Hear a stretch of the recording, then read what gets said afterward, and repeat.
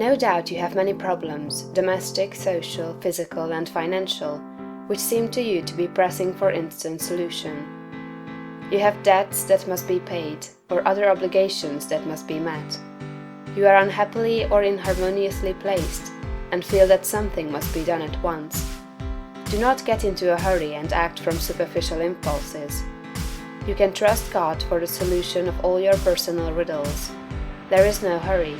There is only God, and all is well with the world. There is an invincible power in you, and the same power is in the things you want. It is bringing them to you and bringing you to them. This is a thought that you must grasp and hold continuously, that the same intelligence that is in you is in the things you desire. They are impelled toward you as strongly and decidedly as your desire impels you toward them.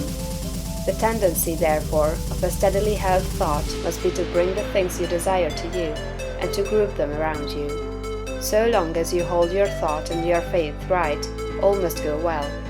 Nothing can be wrong but your own personal attitude, and that will not be wrong if you trust and are not afraid. Hurry is a manifestation of fear. He who fears not has plenty of time. If you act with perfect faith in your own perceptions of truth, you will never be too late or too early, and nothing will go wrong. If things appear to be going wrong, do not get disturbed in mind. It is only an appearance. Nothing can go wrong in this world but yourself, and you can go wrong only by getting into the wrong mental attitude. Whenever you find yourself getting excited, worried, or into the mental attitude of hurry, sit down and think it over, play a game of some kind, or take a vacation. Go on a trip, and all will be right when you return. So surely as you find yourself in the mental attitude of haste, just so surely may you know that you are out of the mental attitude of greatness. Hurry and fear will instantly cut your connection with the universal mind. You will get no power, no wisdom, and no information until you are calm. And to fall into the attitude of hurry will check the action of the principle of power within you. Fear turns strength to weakness. Remember that poise and power are inseparably associated. The calm and balanced mind is the strong and great mind. The hurried and the agitated mind is the weak one. Whenever you fall into the mental state of hurry, you may know that you have lost the right viewpoint. You are beginning to look upon the world, or some part of it, as going wrong. At such times, read chapter 6 of this book. Consider the fact that this work is perfect, now, with all that it contains. Nothing is going wrong. Nothing can be wrong. Be poised, be calm, be cheerful. Have faith in God.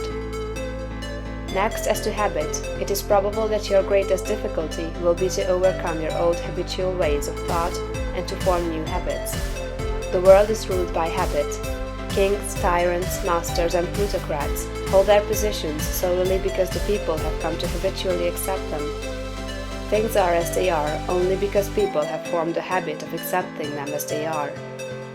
When the people change their habitual thought about governmental, social, and industrial institutions, they will change the institutions. Habit rules us all. You have formed, perhaps, the habit of thinking of yourself as a common person, as one of a limited ability, or as being more or less of a failure. Whatever you habitually think yourself to be, that you are. You must form now a greater and better habit. You must form a conception of yourself as a being of limitless power, and habitually think that you are that being. It is the habitual, not the periodical thought that decides your destiny. It will avail you nothing to sit apart for a few moments several times a day to affirm that you are great, if during all the balance of the day, while you are about your regular vocation, you think of yourself as not great. No amount of praying or affirmation will make you great, if you still habitually regard yourself as being small. The use of prayer and affirmation is to change your habit of thought. Any act, mental or physical, often repeated, becomes a habit. The purpose of mental exercises is to repeat certain thoughts over and over until the thinking of those thoughts becomes constant and habitual.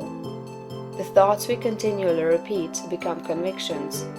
What you must do is to repeat the new thought of yourself until it is the only way in which you think of yourself.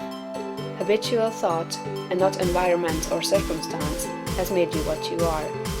Every person has some central idea or thought form of himself, and by this idea he classifies and arranges all his facts and external relationships. You are classifying your facts either according to the idea that you are a great and strong personality, or according to the idea that you are limited, common, or weak.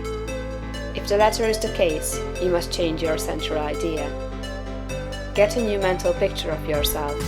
Do not try to become great by repeating mere strings of words or superficial formulas, but repeat over and over the thought of your own power and ability until you classify external facts and decide your place everywhere by this idea.